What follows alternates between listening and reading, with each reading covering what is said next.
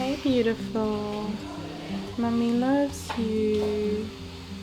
Her name is Celeste. She's 4 months old on Sunday. She was basically born 16 weeks before her due date. So she's a micro-preem. Yeah. I was 22 weeks and 6 days pregnant. Just a couple of things that happened that just didn't seem quite right. We had a few tests done and everything, and they said I was 4 centimetres dilated. And at that point it got really scary really quickly. I remember them telling me we need to operate, and we need to operate tonight. Your baby's got a 40% chance of survival. There was no question about it, I was going to have a premature baby. I just remember them preparing me and then drifting off and then waking up on the other side. I said, where is Celeste, is she alive? And he said yes. And he showed me a picture of this beautiful tiny little girl. She was born at 676 grams. That was my little finger. That was her little foot. Up you go. Oh yes. She was born with very undeveloped lungs, so she's got chronic lung disease, and then she got really, really sick. We basically just took it one day at a time, and if we got a bit unsure and a bit scared, then we'd just take it 1 hour at a time. Preem babies are the most vulnerable patients we could ever see in the hospital. Often these babies haven't developed physically or mentally, so we need to get the best equipment to keep these babies alive, and we need really good facilities here at the hospital to be able to do that.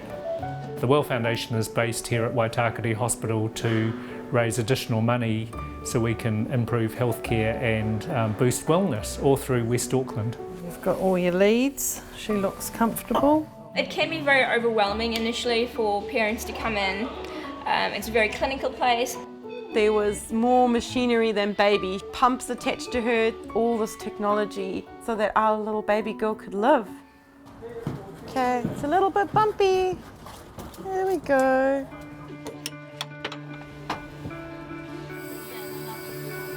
Nervous? Just because it is you've got to go out on the road, and I'm a bit of a natural warrior. Sometimes we need to transport babies from Waitakere Hospital to other places like Auckland Hospital or North Shore for surgery, sometimes to transport back to the area that they actually belong to. Good girl. Not too long now. She's just recovered from eye surgery. She was there for about 8 days. The surgery was a success. We were really happy. Now we're on our way back to the Waitakere Skaboo. The transport incubator helps us keep the baby stabilised during the transport in the ambulance. The exciting news is we're getting a brand new one. Hello, we're here.